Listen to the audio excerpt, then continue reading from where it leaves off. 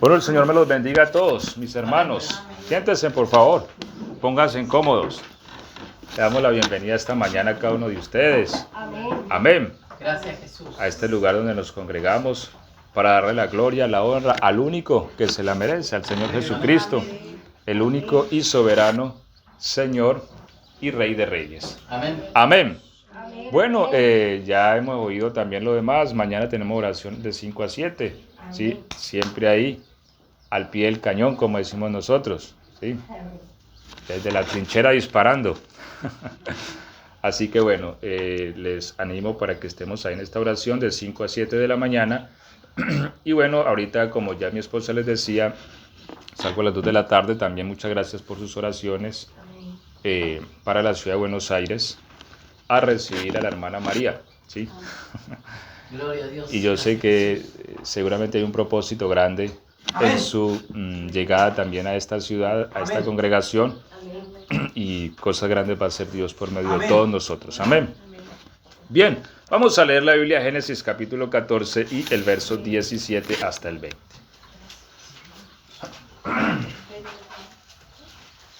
Génesis 14, del 17 al 20.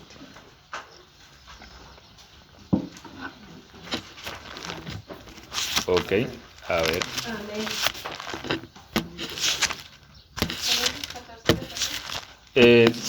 14, verso 17. Amén. Ok, estamos ahí. Bueno, vamos a leer todos juntos, ¿sí? 14, 17 les dije, ¿cierto? Dice, cuando volvía de la derrota de Kedorlaomer y de los reyes que con él estaban, salió el rey de Sodoma a recibirlo al valle de Sabe, que es el valle del rey. Entonces Melquisedec, rey de Salem y sacerdote del Dios Altísimo, sacó pan y vino, y le bendijo diciendo, bendito sea Abraham del Dios Altísimo, creador de los cielos y de la tierra. Y bendito sea el Dios Altísimo que entregó tus enemigos en tu mano y le dio a Abraham los diezmos de todo. Amén. Amén. Y amén. Demos gloria al nombre del Señor. Amén, gloria a Dios. Y vamos entonces a predicar la palabra en el nombre del Señor Jesucristo en esta mañana, ya llegando al mediodía. Maravilloso día de primavera que el Señor nos regala. Bueno, vamos a tocar el tema en esta mañana y quiero que hablemos sobre un principio espiritual que es el diezmo desde un punto de vista como principio que quiero enseñarles, porque cabe resaltar que como pastor tengo también la responsabilidad de enseñarles toda la globalidad de las escrituras y el consejo de ellas. Amén. Amén, amén. Entonces, quiero que ustedes puedan ver el principio espiritual que yace y reposa en este asunto, para que lo podamos entender y para que lo podamos también explicar a alguien que en algún momento nos demande de esto. ¿Sí?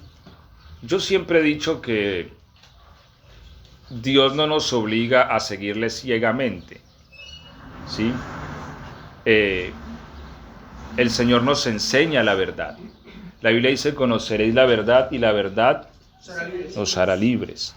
Nosotros seguimos al Señor porque conocemos la verdad y Él es la verdad. ¿Sí?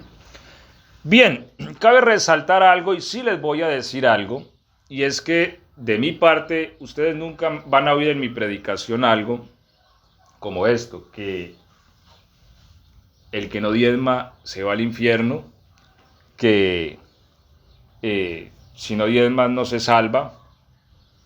No, ¿por qué? A ver, porque uno, la Biblia dice el que creyere y fuere bautizado será salvo. Amén. No hay que añadirle más a ese asunto. Amén, ¿Sí ves? El que cree y es bautizado en el nombre de Jesús es salvo. Eso es lo que dice la palabra, yo no lo digo.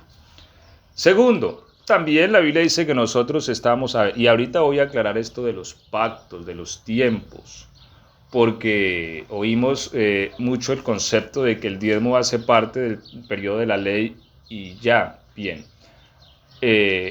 Eso no es del todo cierto, pero sí es cierto que nosotros estamos en un nuevo pacto bajo mejores promesas, dice la Biblia. En un mejor pacto bajo mejores promesas. Cuando dice un mejor pacto se está refiriendo a que hay otro pacto que es inferior a ese. ¿A qué pacto se está refiriendo? Al pacto que hizo Dios con el pueblo de Israel en el monte Sinaí por medio de Moisés. Lo que quiere decir la palabra es que ese pacto que se hizo ahí es inferior a este. O en otras palabras, el pacto en el que estamos nosotros es superior a ese. ¿Sí? Que es el pacto que Dios hará con la casa de Israel cuando se manifieste. Porque de hecho este pacto en el que estamos nosotros no era para nosotros, sino para la casa de Israel. Por eso dice la palabra, este es el pacto que haré con la casa de Israel en aquellos días. Bien, la casa de Israel no ha entrado a este pacto, pero nosotros, Dios nos dio la primicia de entrar en él. Amén. Así que sí hay un acondicionamiento distinto en los pactos. Pero quiero que entendamos algo respecto a la práctica del diezmo, más que decir de que hace parte de un concepto meramente dispensacional de un periodo de tiempo. Tras eso hay un principio que es multidispensacional, ¿sí? Y que no depende exactamente de una dispensación. Por eso leímos Génesis 14:17, donde nos habla cómo diezma Abraham, ¿cierto? Es importante resaltar que el pacto de Sinaí todavía no había llegado, porque la Biblia dice que vino 400 años después que los hijos de Israel fueron a Egipto. Sin embargo, Abraham diezmó, y ahí es donde surge la pregunta, ¿por qué diezma Abraham? ¿Quién le enseñó? ¿Y de dónde aprendió él el concepto del diezmo? Que de hecho, entre otras cosas, su hijo Jacob también lo conocía, porque, o más bien su nieto, porque él ofrece al Señor un voto cuando huye de su hermano, ¿cierto?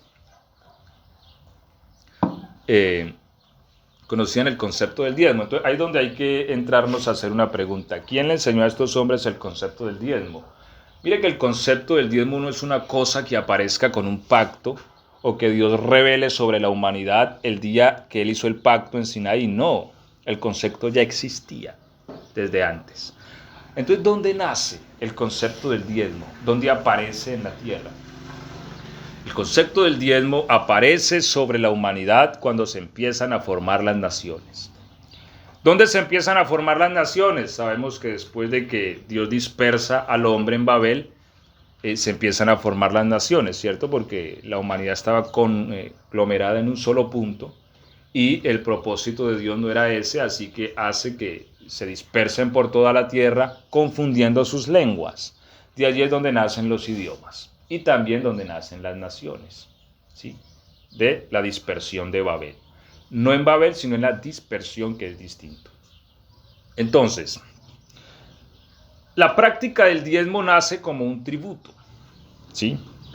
Es un tributo que se hace ¿a quién? A un reino. Desde los principios y los albores de la humanidad se vio la necesidad de ¿qué? De un gobierno. Yo les decía ahora 8 días, creo, esta semana, no recuerdo, bueno, siempre la necesidad de un gobierno.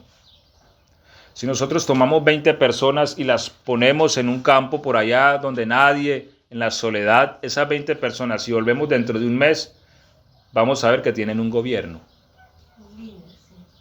Eso lo hablamos el miércoles de clase. El miércoles de discipulado. ¿Por qué?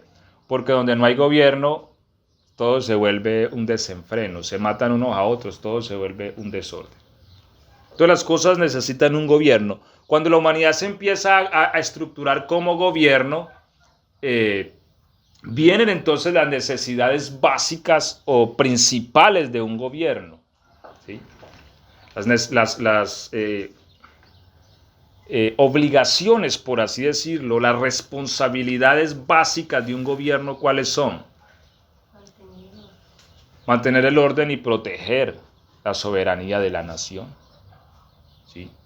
Bien, que hay otras muchas más cosas que hace el gobierno, pero un gobierno que no mantenga esas dos cosas no se puede mantener. Por eso cuando el pueblo se desordena, un gobernante se asusta, ¿cierto?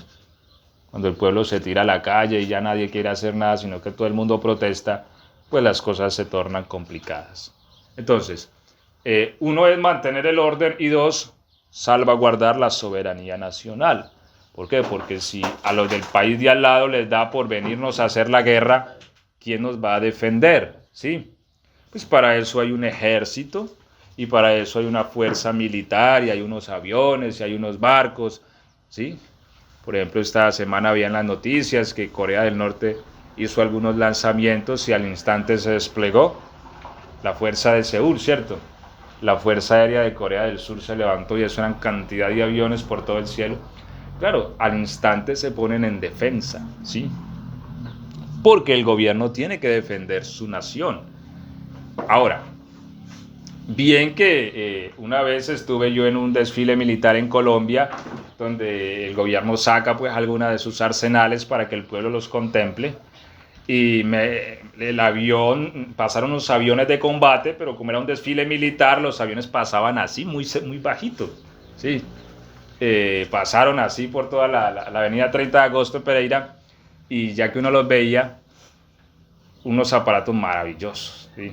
Poderosos. Uno ve esos aparatos y uno dice, wow. Y yo me preguntaba dentro de mí, por ejemplo, ¿cuánta gasolina se habrá gastado ese avión en venir y ir a esa vueltica? ¿Sí? Esas 3 vuelticas ahí que dio y volver a Bogotá, porque esos en 20 minutos están en Bogotá otra vez. ¿Cuánta gasolina, cierto? ¿Cuánta plata se gana ese hombre que maneja ese avión? Y así hay muchos.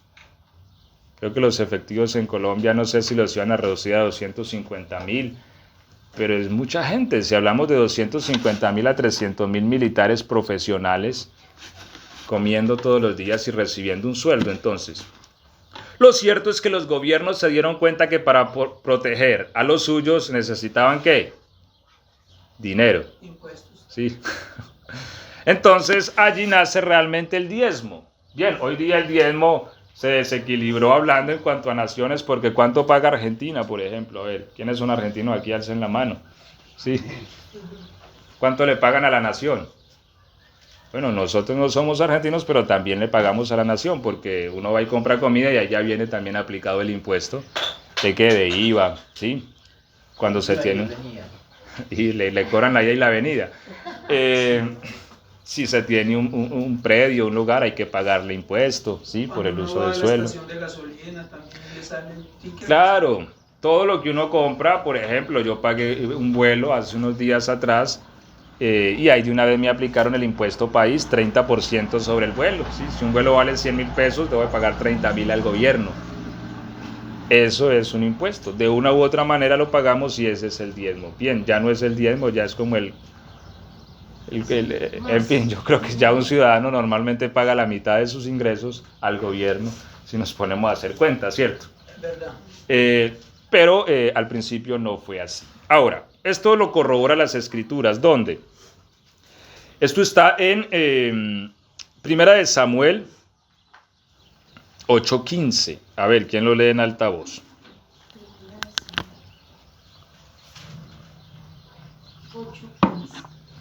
Uh-huh.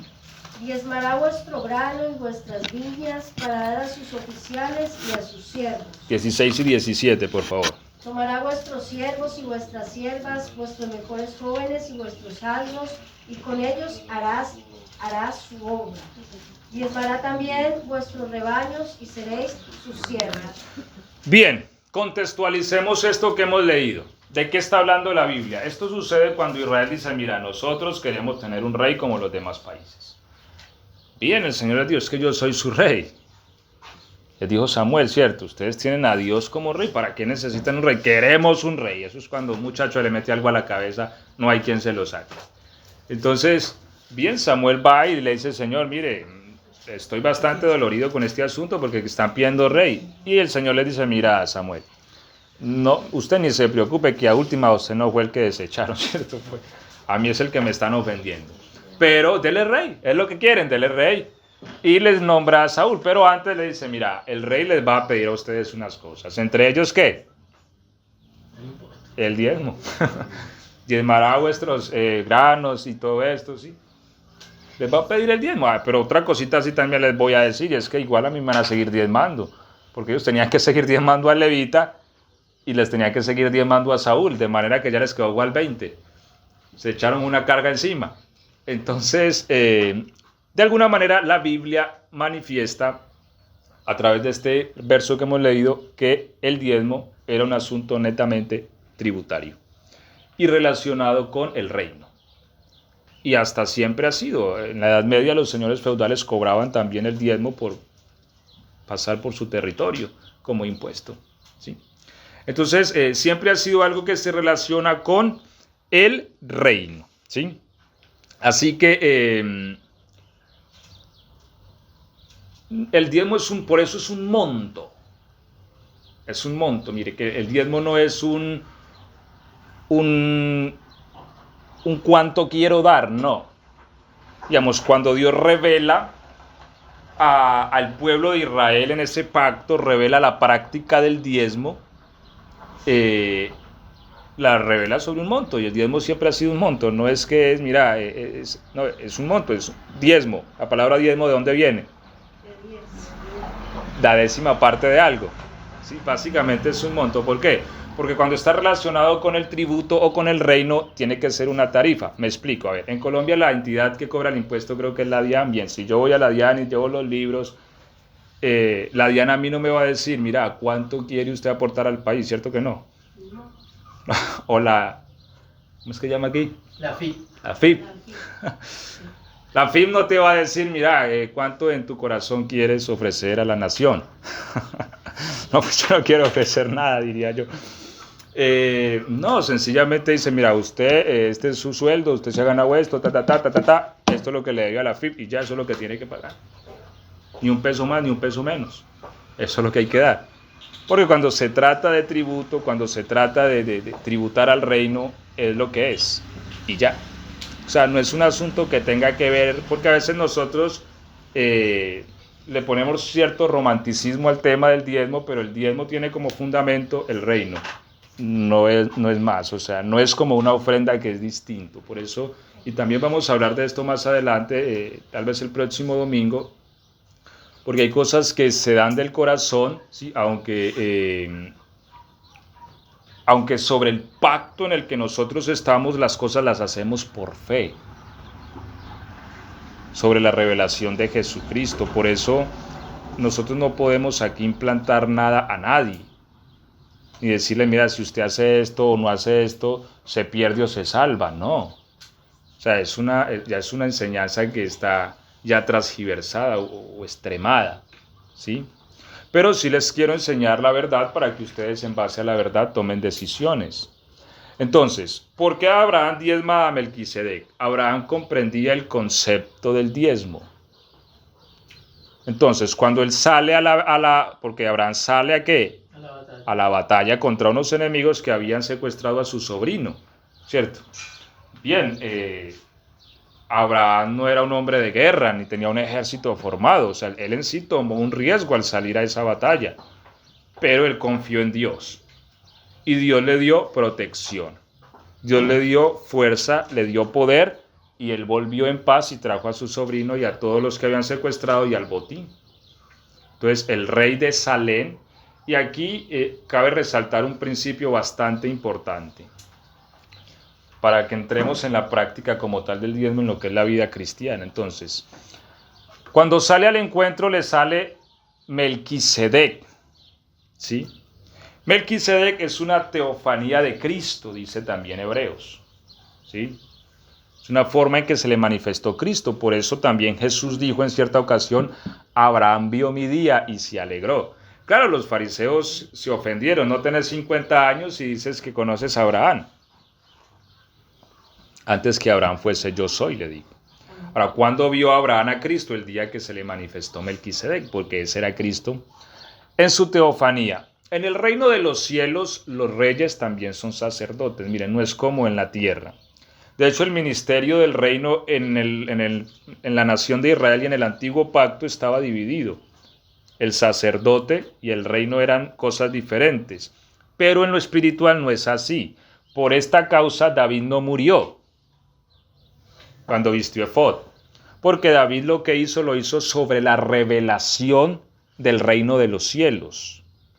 A diferencia de Usías, que mire que Usías siendo rey entró en el tabernáculo para ofrecer incienso y Dios lo hirió con lepra y murió leproso. ¿Por qué? Porque él no lo hizo en la base de la revelación, sino del orgullo. Porque él creía que porque era rey podía hacer lo que quisiera. David no, mire, David comió de los panes de la proposición y vistió efod, sin ser sacerdote, y era de la tribu de Judá, siendo rey. Porque él pudo ofrecer, ministrar como sacerdote, y el Señor lo respaldaba, porque él consultaba al Señor con efod y Dios le respondía. Sí, porque él tenía la revelación de esta verdad que hoy conocemos, que en el reino de los cielos los reyes también son sacerdotes. Es decir, en el reino de los cielos estas ocupaciones no están divididas como en la tierra, ¿sí? En el reino de los cielos, quien es rey también es sacerdote. O sea, es una ocupación ligada. Por eso Apocalipsis dice, nos has hecho para Dios ¿qué? Reyes y sacerdotes. Y reinaremos sobre la tierra, ¿sí? Entonces, en el reino de los cielos, el rey es sacerdote. Por eso dice que le salió al encuentro Melquisedec, rey de Salem, pero Hebreo dice que este es sacerdote, porque dice del orden, no del orden de Aarón, sino del orden de Melquisedec, ¿sí? Entonces, el diezmo se relaciona con el reino y el sacerdocio en conceptos espirituales. Por eso Israel le tenía que diezmar a Dios, ¿sí? Y él decía, mi diezmo lo darán al levita, aunque en ese pacto habían diversas formas de diezmo. Había un diezmo anual, había un diezmo que se hacía cada 3 años y tenían usos y funciones distintas, ¿sí? Pero a últimas era para el Señor. Bienvenidos. Gracias. Dios les bendiga. Amén. Pásense y se sientan, por favor. Entonces, Abraham ya conocía este concepto. Cuando Melquisedec sale al encuentro, él le ofrece el diezmo de todo. ¿Por qué? Porque él lo reconoce a él como quien le da la victoria, como quien le dio como el rey que lo defendió, quien lo protegió y quien lo trajo en paz. Y entonces el rey de Salem le ofrece ¿qué? Pan y vino, ¿sí? Y lo bendijo. Mire, y ahí hay que notar también que hay una diferencia entre el antiguo pacto y el nuevo pacto. Porque el diezmo, según el antiguo pacto, está basado en ¿qué? En la maldición. ¿En qué sentido en la maldición? En que el antiguo pacto no pudo perfeccionar a nadie, sino que antes nos maldijo. Porque la Biblia dice, maldito el que no permanezca en toda esta ley para cumplirla. Y ninguno podíamos permanecer en ella. Entonces todos éramos malditos por la ley. De hecho, lo que la Biblia dice es que Cristo vino a liberarnos. ¿De qué nos liberó Cristo? Mira, eso uno dice, no, es que Cristo nos liberó del diablo. Básicamente la liberación que Dios nos da es de la maldición de la ley, porque este es el ayo de Satanás. El hecho de que nosotros no podamos obedecer. Y en Malaquías también vemos otra maldición. Entonces mire que de alguna manera el antiguo pacto trajo maldición. Pero el diezmo, según el principio de la fe, que es el que hizo Abraham, trae bendición. Entonces, lo mismo hizo Jacob en Génesis, también vemos este asunto, Génesis 28, ¿sí?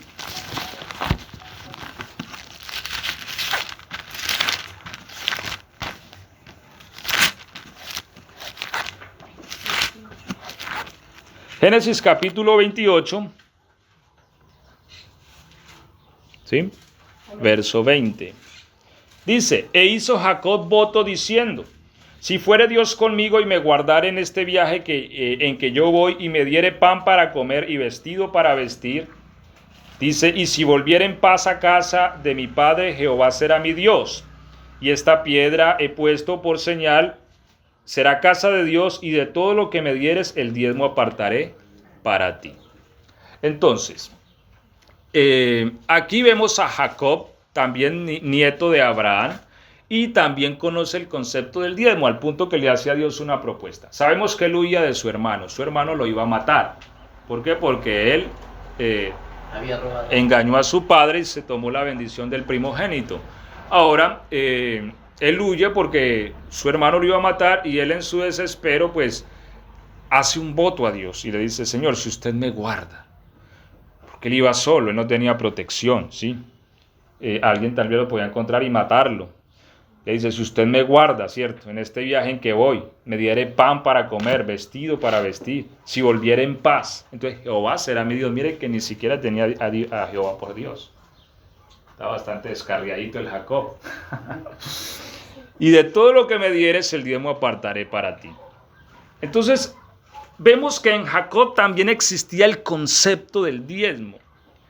¿Por qué en estos hombres existía el concepto más allá de un pacto que vendría 400 años después? Porque ellos lo aprendieron ¿de qué? De las naciones.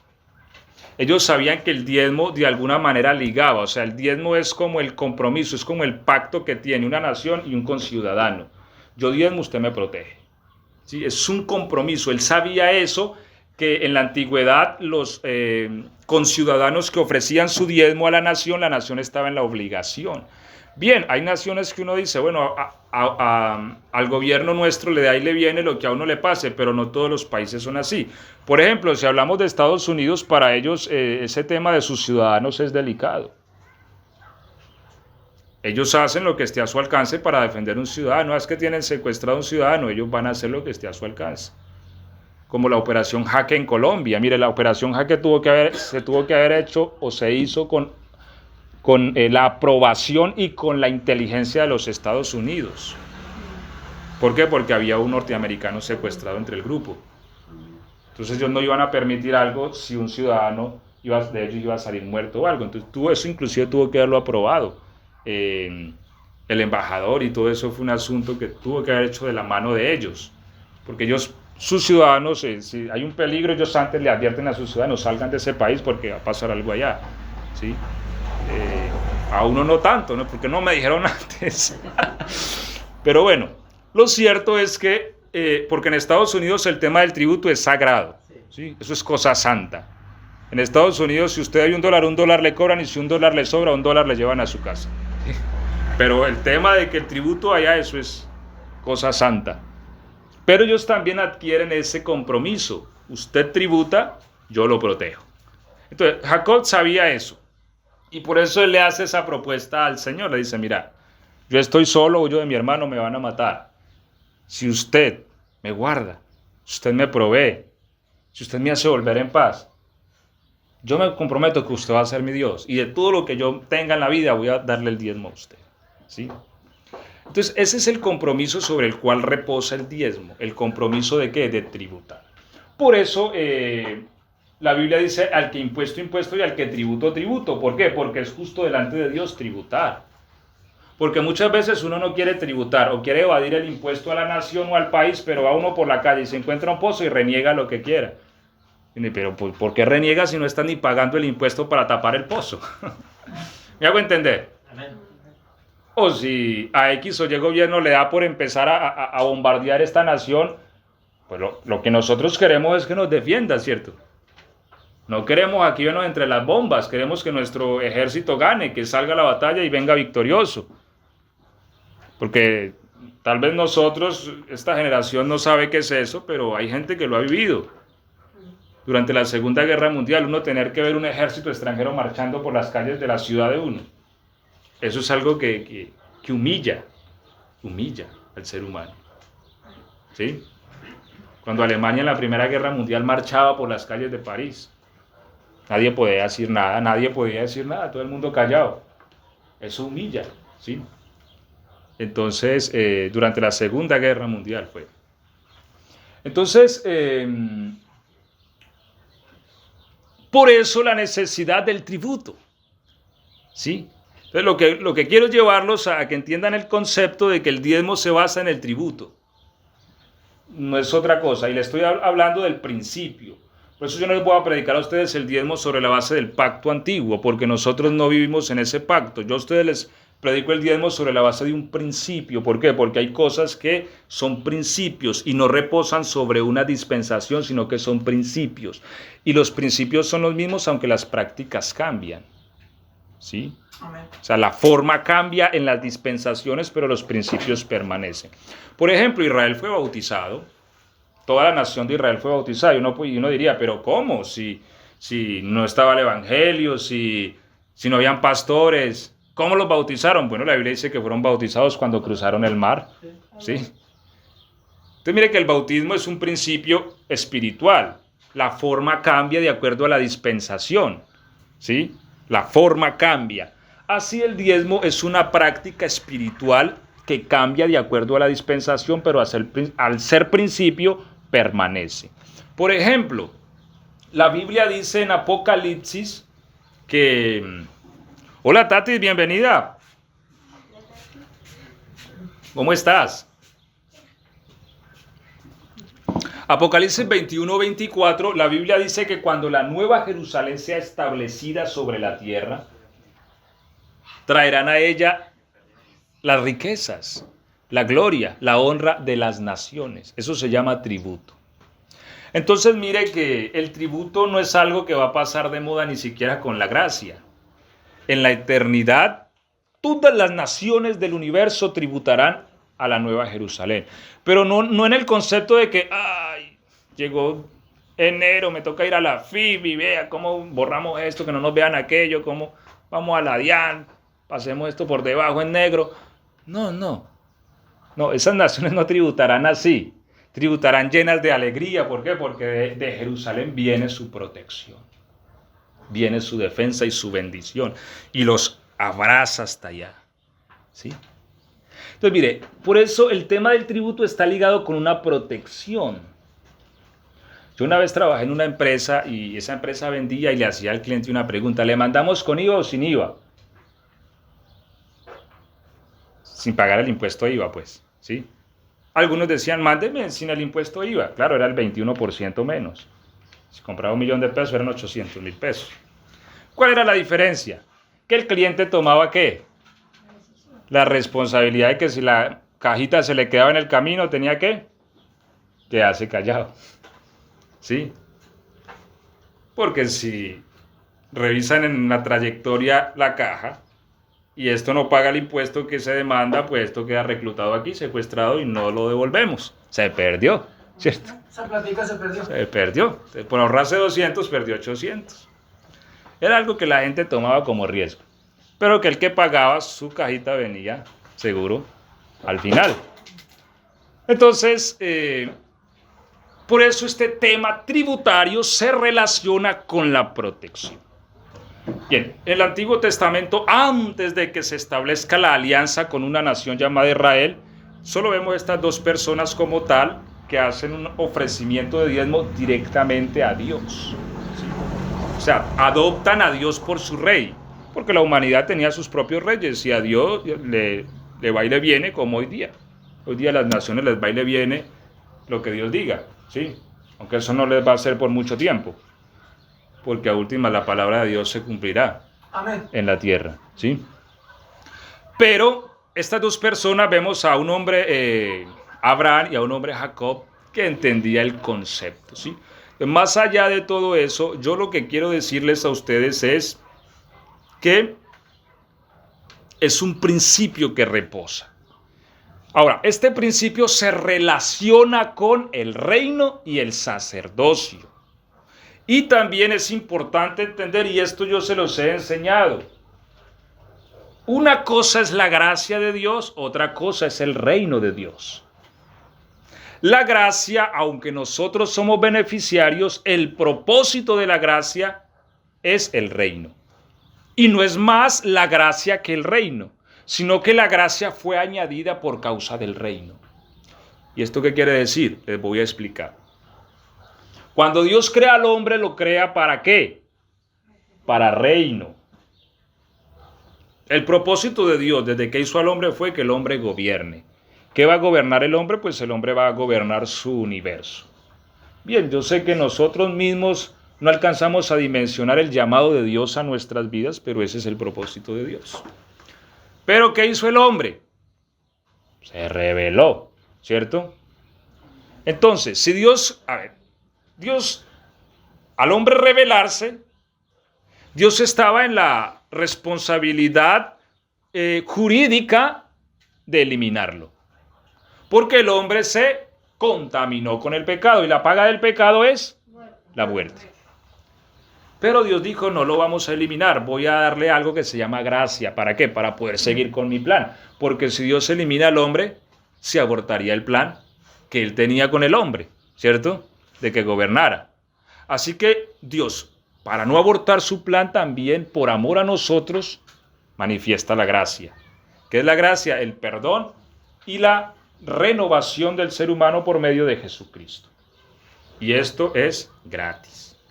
Por eso yo no le puedo decir a nadie, mira, si usted no diezma, usted se va al infierno. ¿Por qué? Porque es que la salvación es gratis. O sea, con el diezmo no se puede pagar la salvación. Alguien podría diezmar y diezmando se puede ir al infierno si no cree en Jesús. ¿Me hago entender? Entonces, no es un argumento de salvación. La salvación se basa en la fe de la muerte y resurrección de Jesucristo. Amén. Y la Biblia dice que el que cree en esto es salvo. El que creyera y fuere bautizado será salvo. Ya. ¿Sí? Bien, eso es la gracia. La gracia de Dios nos enseña que todos nosotros estamos en la misma condición y Dios nos llamó y nos limpió. Y en ese orden de ideas todos somos iguales. Pero el reino de los cielos no. El reino de los cielos está basado en la justicia. La Biblia dice que el cimiento de su trono es ¿qué? Justicia y juicio. Entonces, la gracia vino pero por medio de la justicia. Si la gracia no cumple lo que la justicia pide, tampoco puede entrar.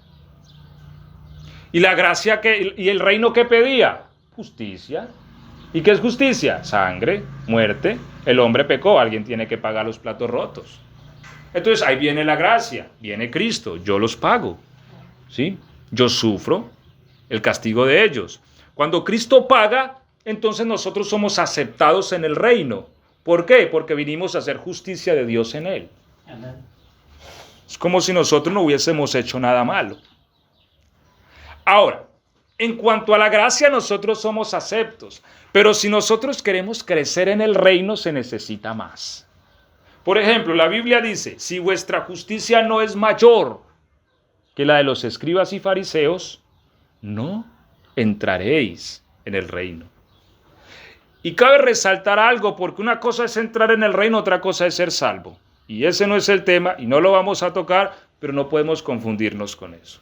Una persona puede ser salva y no entrar en el reino de Dios, o en el reino de los cielos, ¿sí? Y ser salva.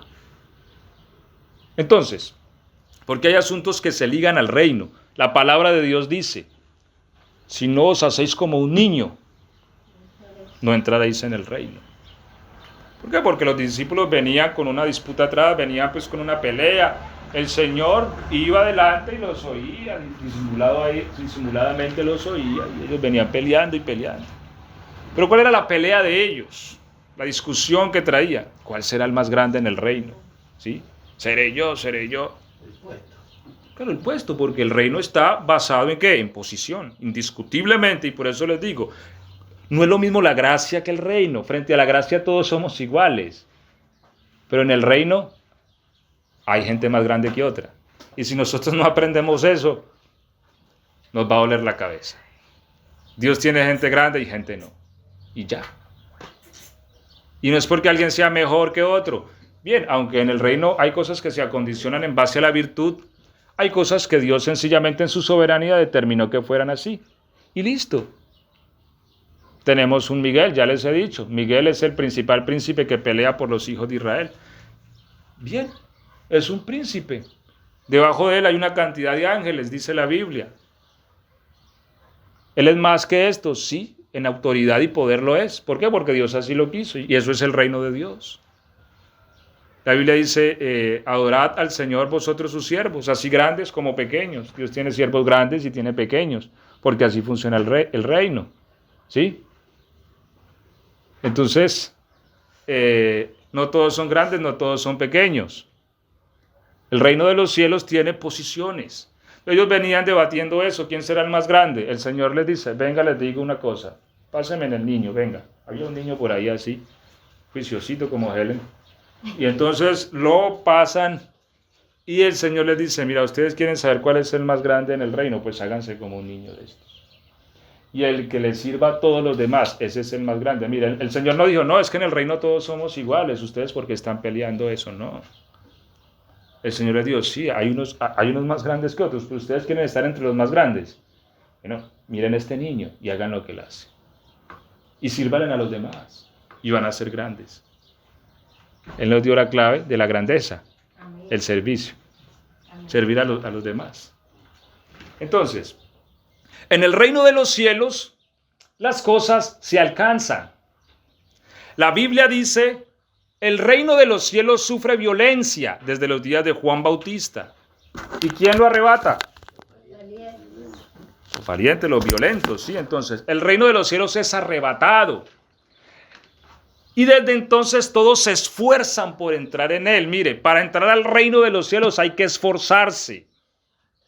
Sin embargo, para ser salvo hay que creer. Y ya, si una persona dice, yo creo en Jesucristo, creo en su muerte, creo en su resurrección, de todo corazón, sí Señor, aquí hay agua, ¿qué impide que sea bautizado? ¿Crees de todo corazón? Creo. O bautizamos en el nombre de Jesús. Y si le da un infarto al otro día, creemos por la fe que ese hombre se salvó. Amén. Sí. Pero para entrar al reino, no. Hay unas exigencias, ya entra la obediencia, ya entran las condiciones del reino, ¿sí? Para entrar a posicionamiento. O sea, la gracia no es lo mismo que el reino. Mire, cuando el ladrón estaba muriendo, le dijo, acuérdate de mí en tu reino, ¿sí? Eso es como cuando uno le dice al político, venga, lléveme en la buena, ¿cierto? Porque uno sabe que está en una posición.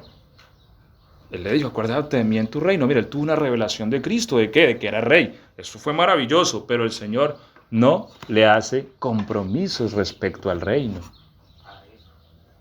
¿Por qué? Porque el reino es una cuestión que se alcanza.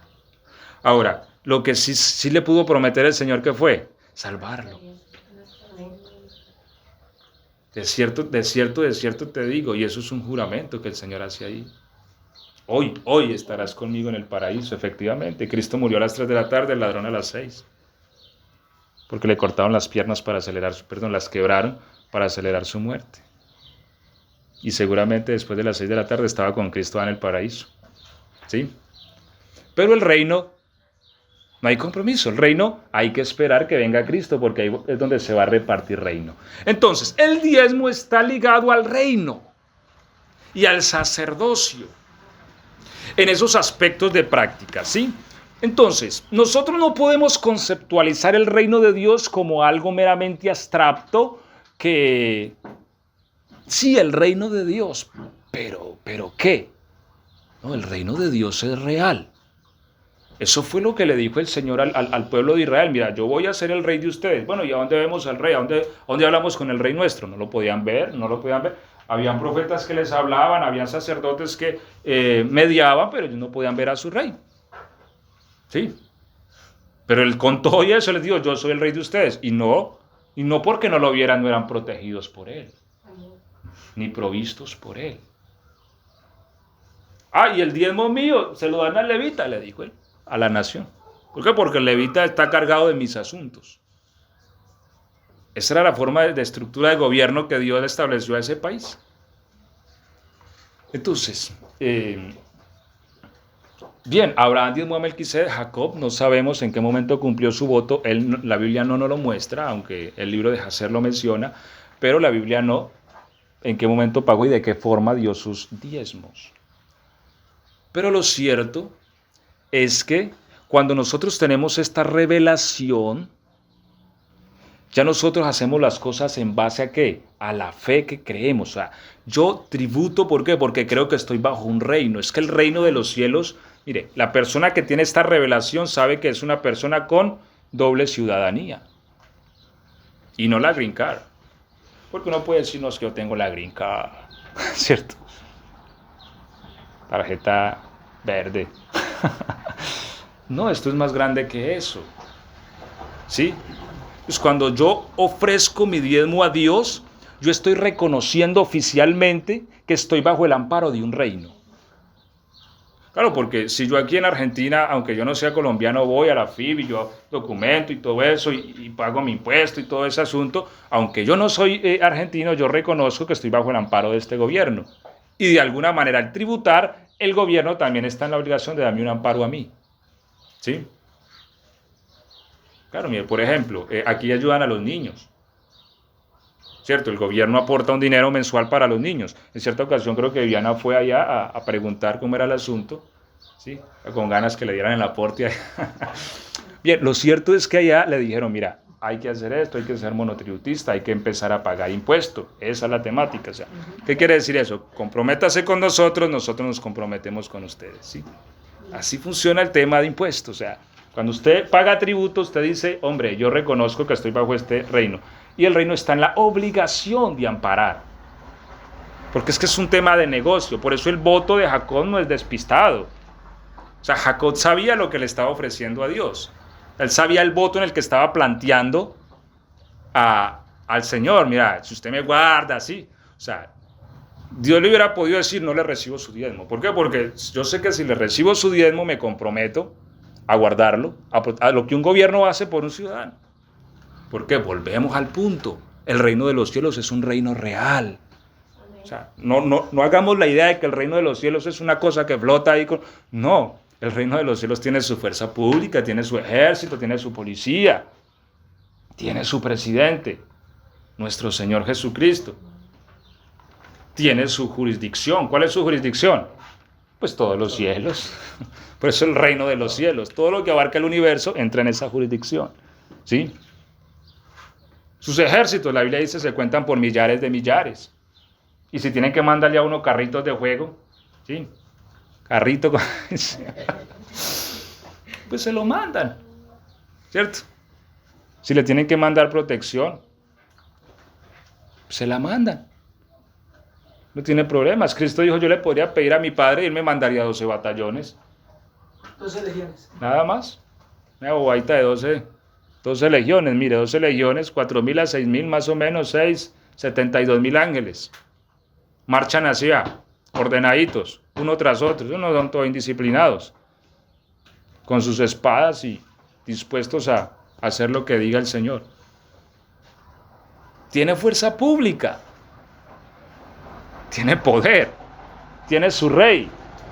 Por eso el salmista dice, tributad al Señor, familia de los poderosos, todas las naciones, tributad. ¿Por qué? Porque estamos bajo el reino. Pero cuando yo no tributo, yo digo, no, yo no estoy bajo ese reino. Es como cuando uno dice, no le paguemos a la FIB. Pues no se extrañe uno si por ahí le quitan lo que tiene, en vez de antes protegerlo, ¿cierto? Y es justo, es justo. Yo les he dicho, uno a veces, hombre, a veces uno quiere evadir impuestos, pero sí quiere que cuando le duele la panza o le duele algo, corra para el regional y lo atiendan y le den todo sin que tenga que pagar nada, ¿cierto? Sí queremos eso, pero los gastos de eso ¿sale de dónde? Del tributo. ¿Me hago entender?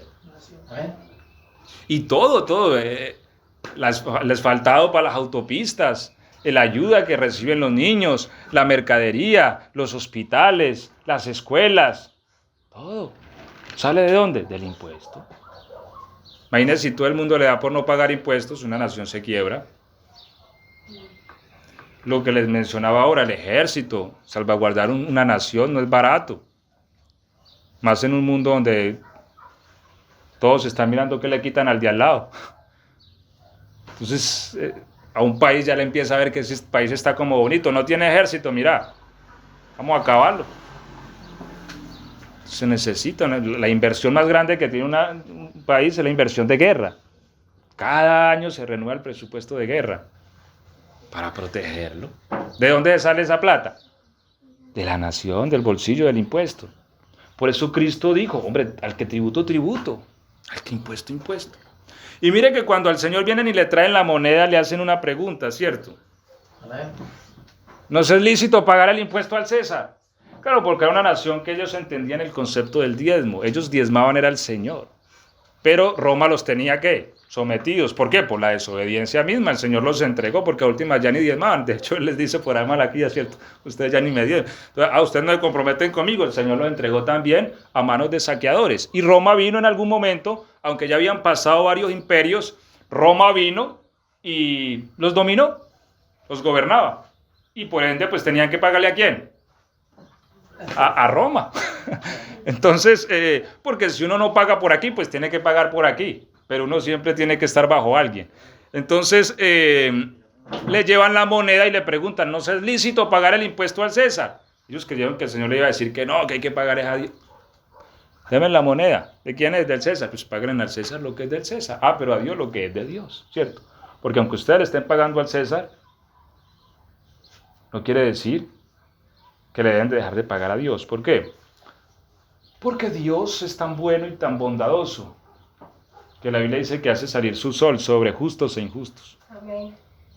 Porque Él puede decir, hombre, ese sol es mío. Yo lo creé. A última, yo soy el que tengo que meterle candela a eso todos los días para que eso alumbre.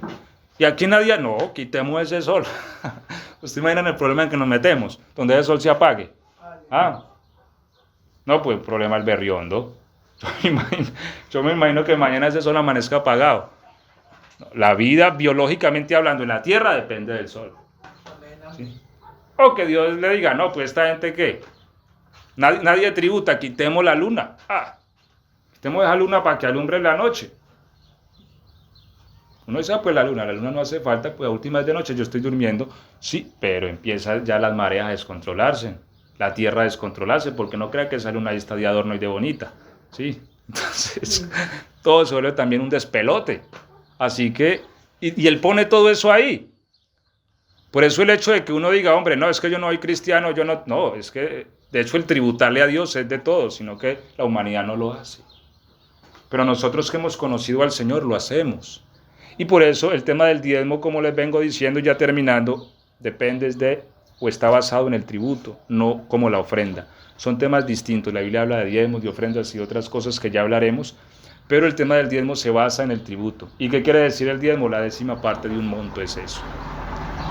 Y vuelvo y les aclaro eso, porque uno dice, hombre, a ver, a veces, y yo les hablo del reino de los cielos como un hecho real, porque yo en mi vida, y yo sé que usted también ha experimentado la protección del reino. Amén. Y yo soy colombiano, pero Dios a mí me ha librado de cosas donde el gobierno de Colombia a mí no me puede liberar o librar. Amén, amén. ¿Sí? Cosas, por ejemplo, es del gobierno mantener el orden, pues unas no me iban a matar en Cali por robarme. ¿Y a dónde estaba el gobierno? Ah, pero yo invoqué al Señor y el Señor me libró. Amén. ¿Sí? Mire. Ah, pero al gobierno no le pago el 10, al gobierno le pago el 20 y pico, que es el IVA de la comida. Si tengo casa, tengo que pagar el predial cada año. Si tengo una empresa, hay que pagarle de la empresa. Y por todo hay que pagarlo. Ahora, hay que pagarlo, pero hay cosas en que el gobierno no nos puede guardar. Amén. Básicamente es eso. Y el impuesto ya va por arriba como el 40 o 50, porque súmele esto, súmele aquello, súmele lo otro, eso suma un poco de plata. ¿Sí? Ahora, el reino de los cielos es un reino real. Nosotros no podemos verlo de manera abstracta, como que algo que no existe, que... No, el reino de los cielos es real, opera sobre la tierra y tiene sus ministros sobre la tierra. ¿Sí? Todas las familias que se dedican a predicar el evangelio de tiempo completo sobre la tierra están contratados por el reino. ¿Sí? Yo les he dicho, dentro de la iglesia Dios contrata a unos para que le trabajen todo el tiempo. Dios irá llamando, entre ustedes Dios irá llamando gente para que le trabaje a él todo el tiempo en esta ciudad o en otros países o en otras ciudades. ¿Sí? Y de alguna manera esa gente necesita sustento. ¿O usted cree que el ministro de Defensa a qué se dedica? A mirar cómo van a defender el país. ¿Y el sueldo de dónde lo saca? Justamente lo de pagar a la nación, ¿cierto? O el ministro o los ministros que quisiéramos nombrar. ¿Esa gente de dónde se sostiene? De la nación. ¿Por qué? Porque tienen unos compromisos y unas responsabilidades ¿con qué? Con la nación. Así hay gente que Dios contrata y le dice, mira, usted tiene estos compromisos conmigo, ocúpese en esto, ¿sí? ¿Y de dónde usted se va a sostener? De la nación, eso dijo Pablo. ¿Cierto? Entonces es el concepto. Cuando nosotros lo hacemos sobre ese concepto, nosotros entramos, porque a veces creemos, no, yo voy a diezmar para que el Señor me dé un carro, una casa. No es el concepto. O sea, a veces nos equivocamos del concepto del diezmo. El concepto del diezmo es algo mucho más poderoso. O sea, es yo reconocer que estoy bajo el amparo de un gobierno. Amén. Cuando doy mi diezmo, lo doy con reverencia, Señor. Estoy bajo tu reino. Amén. tributo. Ah, sí. Entonces ahí se genera el enlace de compromiso. ¿Sí? Amén. Vuelvo y les digo, no confundamos la gracia con el reino. Dios en su gracia nos favorece, pero el reino se basa en justicia. ¿Sí? ¿Qué es la justicia? Darle a cada uno según lo que se merece. Cuando uno entra en ese enlace de compromiso, por eso el Señor les habla al principio a la nación, y vuelvo y les digo, no estoy tomando un pacto de allá para volverlo acá, no, estoy tomando principios. Y el Señor les dice a ustedes, mira, yo voy a quitar al devorador. ¿Qué era el devorador? Una cosa rara que se les acababa con la cosecha. Recordemos que ellos eran un pueblo agrícola, pero que vivieron mucha pobreza. ¿Por qué? Porque de una u otra manera los saqueaban. Cuando no era fulano, sultano, perencejo, era que venía el animal o el grillo y se les comía la cosecha. Estaban desprotegidos espiritualmente. ¿Por qué? Porque uno puede tener un ejército de 1.000 hombres, 10.000 hombres, 20 aviones de guerra y buques y destructores como los que tiene Estados Unidos, pero ¿quién puede contra la broca, por ejemplo? En Colombia que come el café. ¿Ahí qué avión vale? No han podido con eso. No yendo muy lejos, mira el COVID como puso las naciones. Entonces mire que hay cosas que no hay fuerza humana para uno enfrentarlas, ¿cierto? Amén, amén. Entonces por eso el Señor les dice eso al país, hay cosas que uno no puede enfrentarlas. Entonces el tema de gobierno se relaciona mucho con eso, con protección, ¿sí? Con la defensa, la bendición que viene realmente por ser protegido.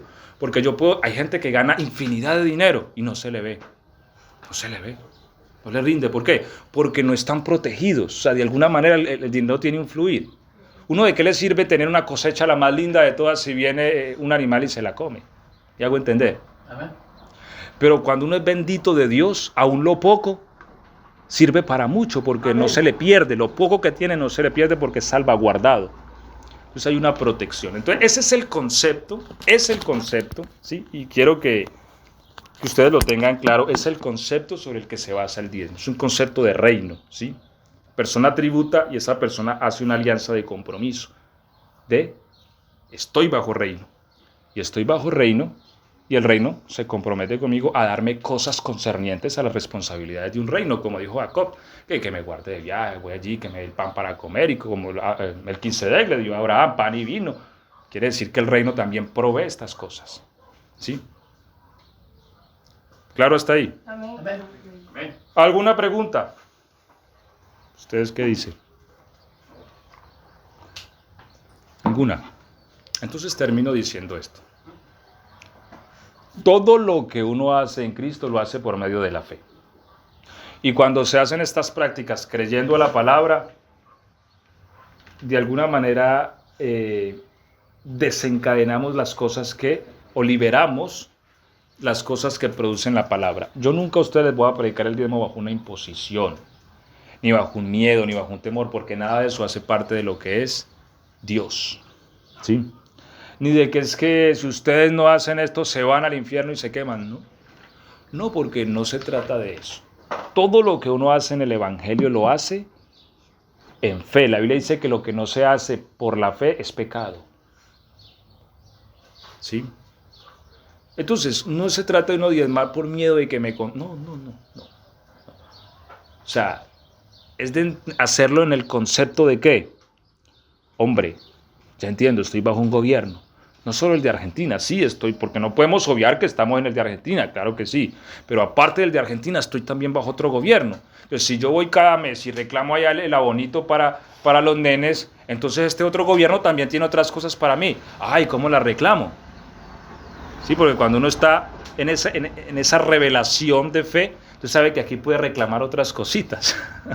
¿Sí me entiende? Pero cuando uno no está en ese, por eso inclusive uno puede pedir cosas a Dios y no serle dadas. ¿Por qué? Porque uno está a veces violentando un principio consciente o inconscientemente. Porque uno puede hacerlo inconscientemente. Por ejemplo, mire, Viviana fue a preguntar y le dijeron, no, usted tiene que ser monotributista, ¿cierto? Ella no sabía, pues ya sabe.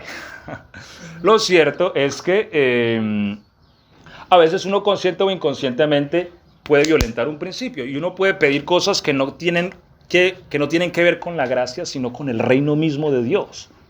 Y esas cosas dependen de ese compromiso que uno tiene al reino. Y que cuando uno lo tiene cumplido, ¿sí?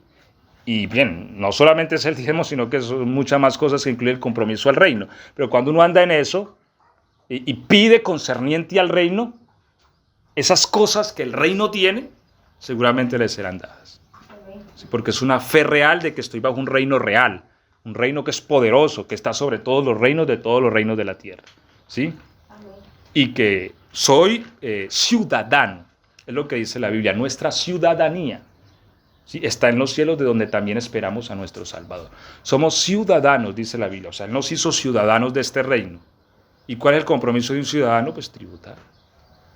¿Me hago entender? Amén. La práctica se hace bajo una revelación de fe. Y cuando lo hago, cosas especiales también experimento. Vamos a estar de pie y terminamos en esta tarde ya, en el nombre del Señor Jesucristo.